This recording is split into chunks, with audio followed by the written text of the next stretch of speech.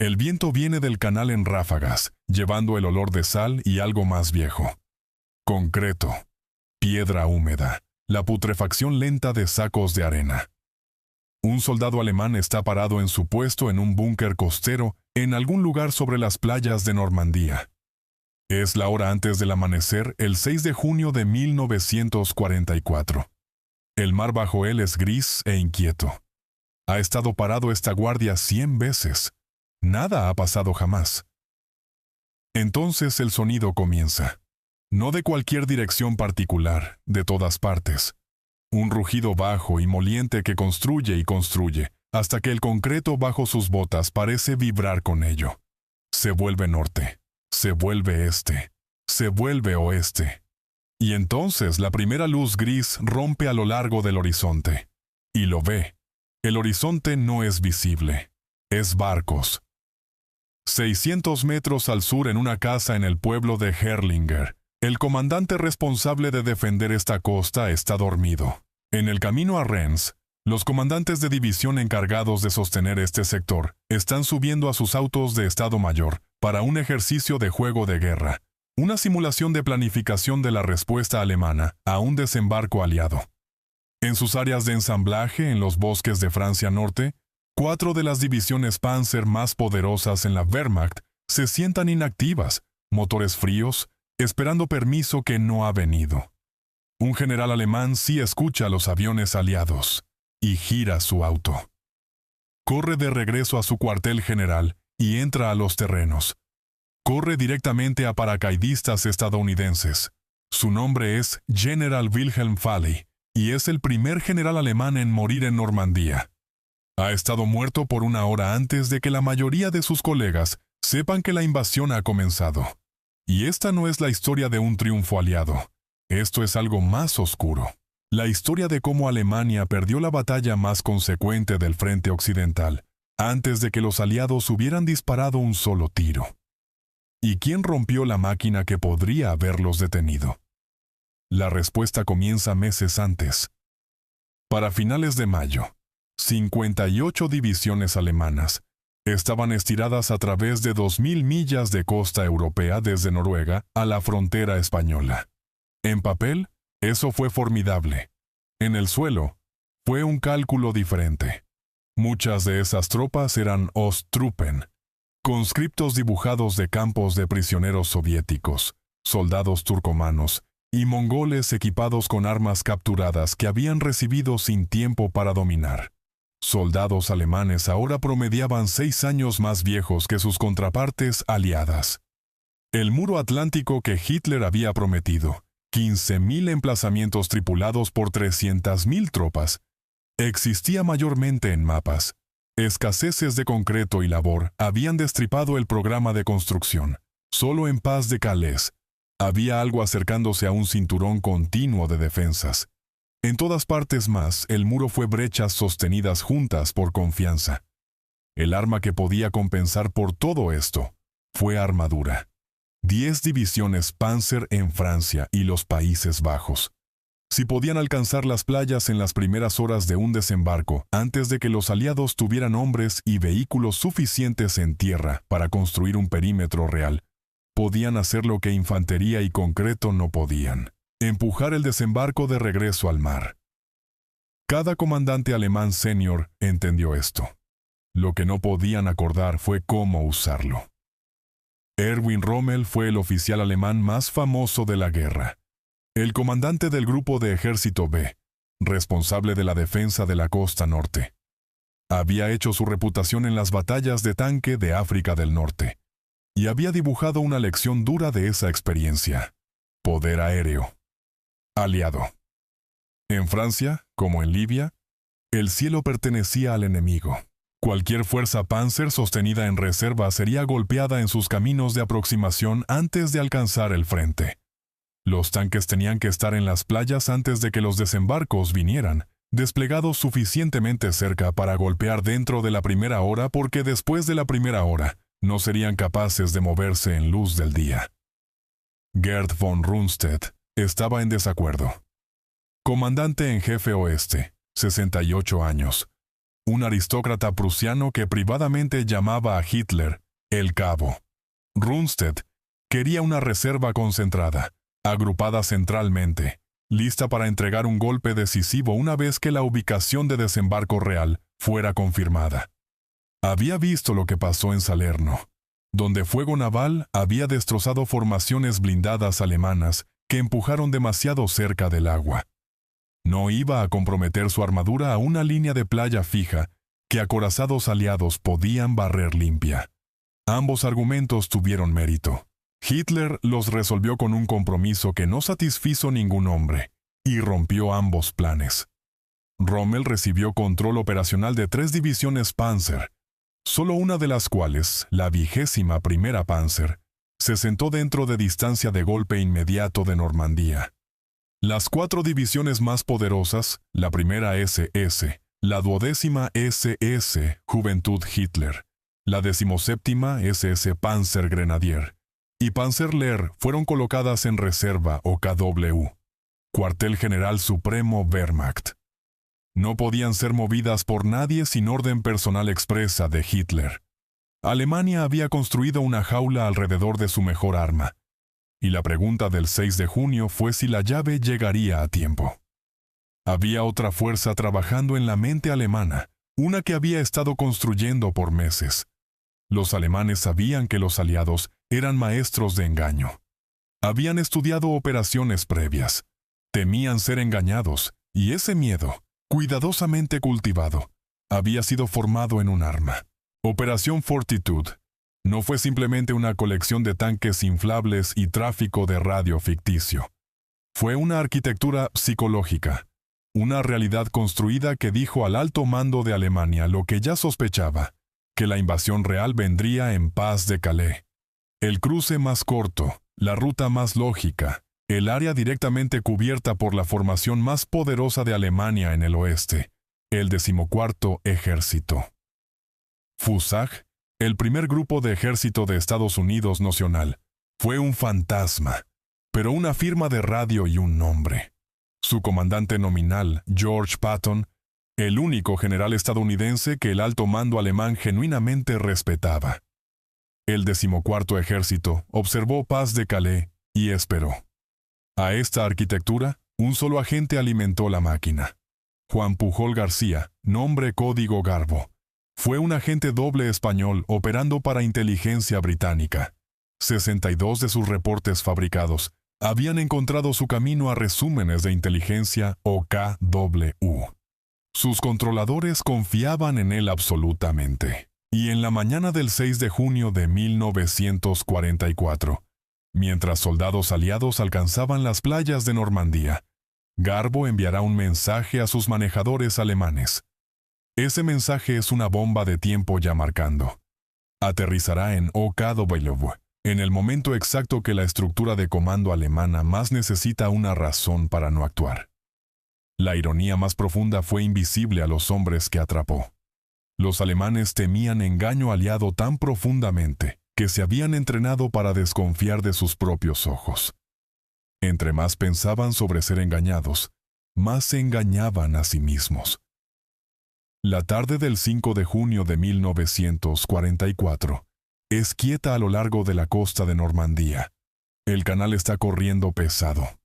Olas de 4 y 5 pies, nube baja, visibilidad cerrándose. El pronóstico de meteorólogos alemanes es inequívoco. Ninguna invasión en estas condiciones, ninguna operación anfibia puede ser montada en este clima. En su cuartel general cerca de Saint-Germain-en-Laye, Gerd von Rundstedt revisa el pronóstico y va a la cama.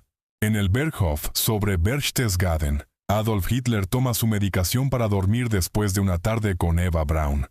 En su cuartel general en Rennes, General Friedrich Dollmann confirma arreglos para el ejercicio de juego de guerra de la mañana siguiente. Es una noche quieta en el alto mando alemán. La tormenta ha visto a eso. Mariscal de campo Erwin Rommel empaca una maleta en la tarde temprana. Su esposa Lucy cumple 50 mañana y le ha traído zapatos de París. El clima es demasiado malo para un desembarco. Ha estado presionando su cuartel general duro por meses. Un día lejos no importará. Más que eso, planea conducir a Berchtesgaden el día después de mañana para argumentar su caso a Hitler directamente. Quiere más control sobre las reservas Panzer, las 4 divisiones cerradas detrás del muro de OKW. Cree que si puede sentarse frente a Hitler y hacer el caso claramente, algo cambiará.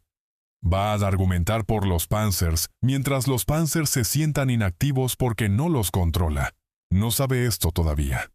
En un chateau cerca de Saint-Lô, un oficial no está yéndose. General de artillería Erich Marx cumple 53 mañana.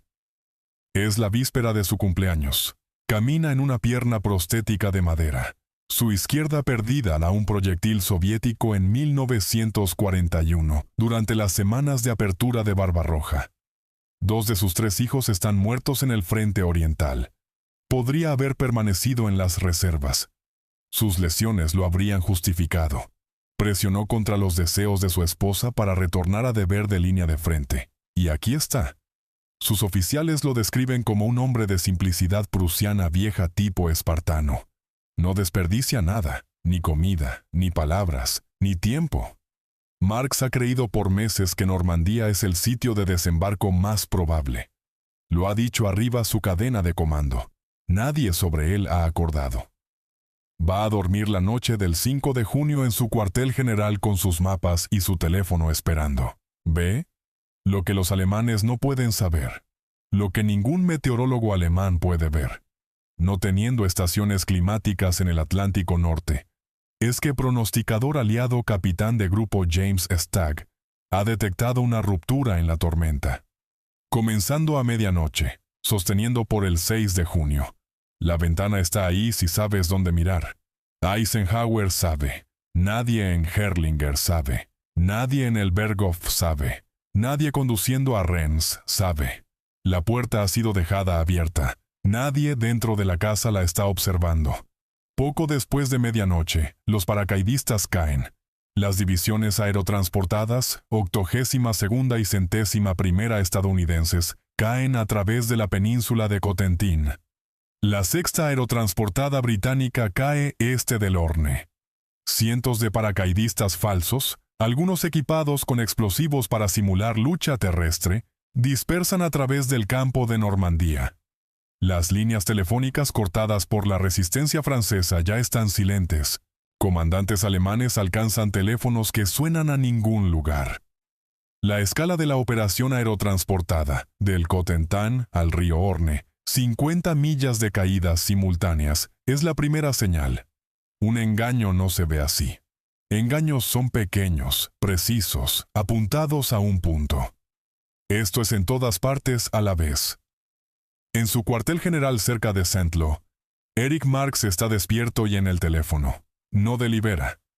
Mide el arco de los reportes y entiende. Este es el preámbulo a un desembarco marítimo.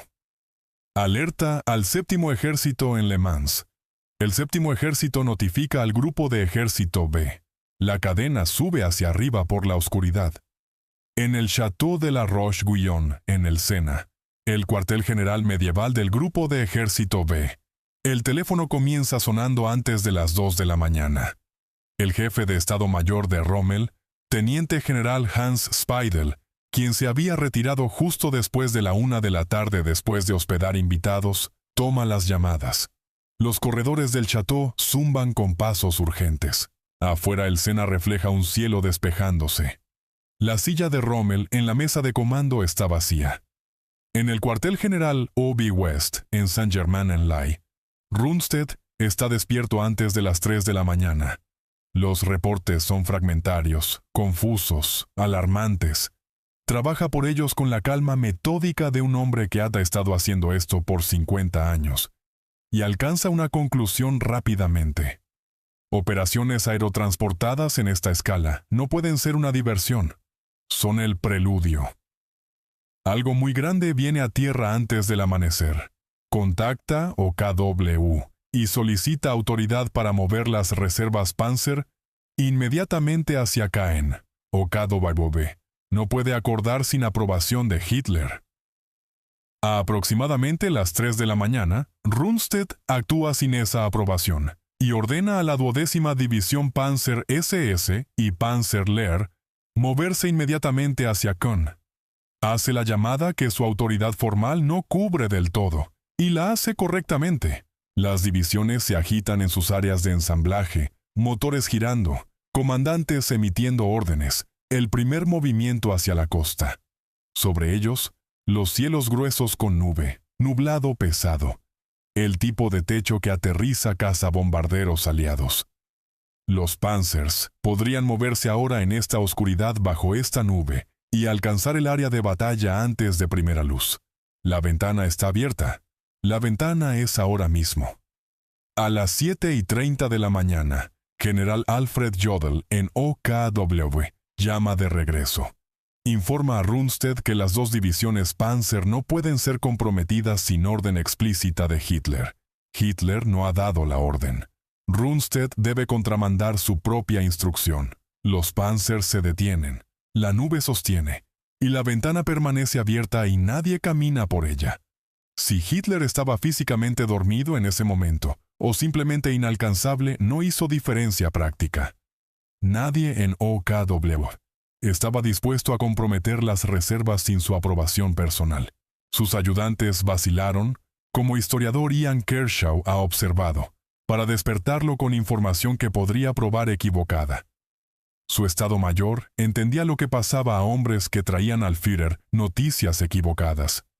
Y así la maquinaria del alto mando alemán, en el momento más consecuente de toda la campaña occidental, se paró perfectamente quieta y esperó permiso para salvarse. Cuando Hitler finalmente recibió las noticias, su respuesta fue una sonrisa radiante. Ha comenzado al fin. Atendió una recepción para el primer ministro húngaro en Salzburgo esa tarde. No fue un hombre en el agarre de pánico, y fue un hombre que había sido perfectamente engañado, sereno en la certeza de que su muro atlántico sostendría. Los Panzers contraatacarían y la situación era manejable. El horror no es que fue irracional. El horror es en lo que su confianza fue construida. En OKW, el mensaje de Garbo acababa de llegar. Normandía fue un engaño. Su fuente confiada reportó que el golpe real todavía venía en Calais. Todo lo que Hitler ya creía ahora fue confirmado por una voz en la que confiaba. Los Panzers esperarían. A las 6:30 de la mañana, los desembarcos marítimos comienzan. En playas Gold, Juno y Sword, tropas británicas y canadienses van a tierra contra oposición que es feroz en lugares y manejable en la mayoría. En Utah, fuerzas estadounidenses encuentran resistencia más ligera de lo esperado y empujan tierra adentro. En Omaha, en una franja de suelo de muerte entre acantilados altos y arena abierta, las divisiones de infantería primera y 29ª sangran a una tasa que hace el resultado genuinamente incierto por horas. Hombres se ahogan en la resaca. Hombres mueren antes de alcanzar la línea de agua, y todavía la cabeza de playa sostiene. Para media mañana, tropas y vehículos están acumulándose en 5 playas simultáneamente. La cabeza de playa es delgada, superficial, desesperadamente frágil, y está endureciéndose con cada minuto pasante. Cada minuto sin un contraataque Panzer es un minuto de progreso aliado irreversible. En las áreas de ensamblaje este de Caen, las divisiones Panzer se sientan bajo los árboles, motores fríos, la nube sobre ellas ininterrumpida. A las 10 de la mañana, el rechazo de Hitler viene por OKW. Las reservas Panzer no deben ser comprometidas. La situación requiere más información. 15 minutos después, a las 10:15, un teléfono suena en Herrlinger. Erwin Rommel levanta el receptor y escucha. Su jefe de Estado Mayor le dice lo que ha pasado. Los desembarcos, su escala, la reserva Panzer todavía cerrada en sus bosques. Rommel escucha que las divisiones que pasó meses luchando por controlar, los tanques que insistió tenían que estar cerca de las playas, no se han movido. Había dejado Francia para argumentar por esos mismos Panzers la mañana siguiente. No puede volar de regreso. Aviones aliados poseen el cielo que había dicho sería decisivo. Baja el teléfono y dice quietamente, ¡Qué estúpido de mí! No qué estúpido de Hitler. No qué estúpido de OKW, o de la estructura de comando que lo había anulado por meses, o del pronóstico climático que lo había enviado al sur. ¡Qué estúpido de mí! Es el veredicto de Rommel en su propio argumento estratégico, en la confianza que había vaciado su cuartel general, en el viaje de cumpleaños, en la admisión de Los zapatos de París, en la admisión de un hombre que entendió en ese momento único exactamente lo que la mañana había costado, y de quién fue la culpa. Se mete en un auto y comienza el largo viaje norte. Las divisiones Panzer esperan en los bosques este de Caen. Corredores llegan con reportes de las playas, los números crecen, la cabeza de playa se profundiza metro por metro con cada media hora que pasa. En un auto en los caminos de Francia Sur, el oficial que diseñó la defensa de estas playas observa pueblo tras pueblo pasar, incapaz de volar, incapaz de alcanzar su cuartel general por cualquier medio más rápido. El campo francés desenrollándose pasado la ventana a la velocidad de un auto de Estado Mayor, no llegará hasta la tarde. A las 2:30 de la tarde, la aprobación de Hitler viene. Las reservas Panzer son liberadas. El nublado matutino se ha roto. Cazas y bombarderos aliados varían libremente sobre cada camino en Normandía, cazando cualquier cosa que se mueve. Los Panzers que podrían haber avanzado en oscuridad bajo nube 8 horas atrás, emergen ahora a luz del día abierta y aviones aliados los encuentran dentro de minutos. Se arrastran a bosques al lado del camino y esperan oscuridad antes de continuar. Panzer-Lehr, cuando eventualmente alcanza el frente, ya ha perdido 85 vehículos blindados y 123 camiones a ataque aéreo antes de disparar un solo tiro a un soldado aliado. Las 4 horas y media entre el rechazo de Hitler y su reversión son cuando la ventana cerró. No en las playas, no en un tiroteo, en una llamada telefónica que nunca vino. Hay una división disponible. La 21ª Panzer ha estado luchando fuerzas aerotransportadas británicas desde antes del amanecer. Su general ausente al inicio, sus unidades jaladas en múltiples direcciones por órdenes conflictivas por toda la mañana. Marx ha pasado horas luchando su camino arriba a la cadena de comando para redirigirla. El permiso de Rommel fue requerido para moverla. Rommel estaba en un auto en Alemania Sur. Los mensajes fueron y vinieron por Speidel en La Roche-Guyon. Horas pasaron. Es media tarde cuando la 21ª Panzer finalmente se mueve norte hacia Caen. Marx encuentra al coronel Hermann von Oppeln-Bronikowski, el oficial liderando el ataque. La cabeza de playa tiene horas de vieja. La brecha entre las divisiones británica y canadiense es real, y la 21ª Panzer es todo que Alemania tiene. Marx mira al hombre y dice: «Si no tienes éxito en lanzar a los británicos al mar, habremos perdido la guerra». La 21ª Panzer conduce norte. Encuentra la brecha entre las divisiones británica tercera y canadiense tercera. Una vez empuja por, elementos de la división vienen dentro de vista del mar. Por un momento genuino vertiginoso, casi funciona. Entonces los artilleros antitanque británicos en Perrières-sur-le-Dun abren fuego. Y entonces el cielo cambia. Cientos de planeadores aliados vienen bajo sobre la armadura alemana avanzante. Una segunda ola aerotransportada volando directamente arriba, aterrizando detrás de la línea Panzer. Los comandantes alemanes abajo los observan llenar el cielo y entienden sin requerir evidencia adicional lo que significa. No son simplemente detenidos, son flanqueados, cortados desde atrás, por lo que está descendiendo alrededor de ellos. La 21ª División Panzer se retira. Ha perdido 70 de sus 124 tanques. El último contraataque realista de Alemania del 6 de junio termina no en una derrota táctica decisiva, sino en un comandante alemán observando el cielo llenarse con aviones aliados y entendiendo en ese momento lo que la tarde ha significado y lo que la mañana ya había decidido. Para el anochecer, 133.000 tropas aliadas están en tierra. Bajas numeran 10.300.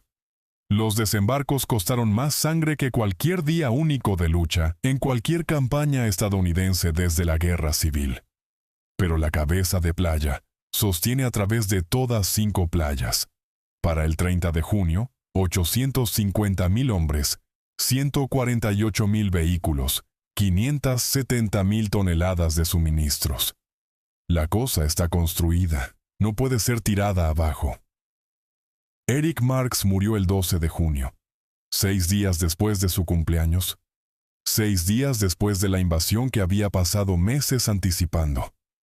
Estaba en el camino a Carentan, moviéndose para supervisar un contraataque cuando un avión aliado encontró su auto. Metralla lo golpeó. Murió el mismo día. Las hojas de roble a su cruz de caballero fueron otorgadas 12 días después. No estuvo ahí para recibirlas. Había sido matado por poder aéreo aliado, la amenaza específica sobre la que había advertido por meses. La amenaza que había hecho las reservas Panzer inmovibles en luz del día. La amenaza que había definido cada hora del 6 de junio. Había estado correcto sobre Normandía, había estado en su puesto. Y entonces está el 14º Ejército. La formación más poderosa de Alemania en el oeste, posicionada sobre Pas de Calais. La fuerza que nunca vino a Normandía, nunca disparó un tiro a un desembarco aliado, porque estaba esperando que el ejército de George Patton llegara. Por 7 semanas después del día D, sostuvo sus posiciones y observó el horizonte por un golpe que no venía. El ejército de Patton no existía. Fue una firma de radio, un orden de batalla ficticio. 62 reportes de inteligencia fabricados alimentados por un hombre en Londres a los resúmenes de guerra del alto mando alemán, y el ejército fantasma sostuvo un ejército real en lugar mientras hombres reales murieron en playas reales. Incluso mientras la evidencia montaba por junio y a julio, el 14º Ejército esperó. El engaño siguió funcionando mucho después de que el engaño debería haber sido obvio. Siguió funcionando porque Alemania había construido una cultura de comando que tenía miedo de confiar en lo que sus propios ojos podían ver. Von Rundstedt puso su evaluación por escrito en las semanas que siguieron. Describió poder aéreo aliado como controlando no solo las playas, sino cada camino por 200 kilómetros tierra adentro. Casi ilimitado en radio, escribió, atacando ininterrumpidamente para destruir los sistemas ferroviarios, los puentes, las columnas de suministro. Lo escribió sin autocompasión, sin excusa. Fue el hombre que había estado despierto antes de las 3 de la mañana, el 6 de junio. Quien había ordenado las divisiones correctas moverse en el momento correcto. Quien había pasado el resto del día esperando una llamada telefónica que vino 4 horas y media demasiado tarde. La ventana había estado abierta por una mañana. El nublado sostuvo mientras los Panzers se sentaron quietos, y para el momento que la llave llegó, cada camino en Normandía fue un suelo de muerte, y las playas ya eran uno. La llave había estado en las manos equivocadas, y para el momento que alguien entendió lo que desbloqueaba, la puerta ya había girado. Gracias por ver Historias del Frente Mundial.